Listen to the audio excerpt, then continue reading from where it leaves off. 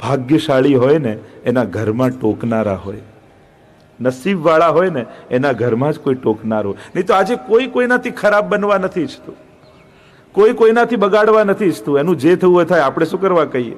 લોકોને તો એમ જ થાય ને. નસીબવાળા હોય એમના ઘરમાં કોઈ વડીલ હોય કે જેને ના પાડનારું હોય કે આ ના કરીશ. ભલે બાળકો ખીજાય તોય વડીલો કહે.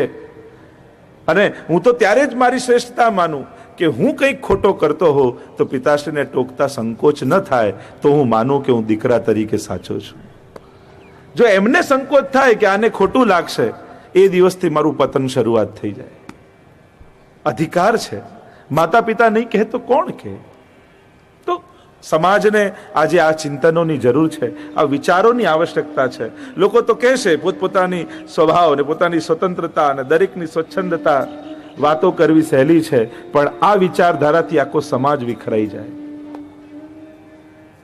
સંગઠન નહીં રહે, સંયોજન નહીં રહે. વડીલો એ વડીલો જ છે.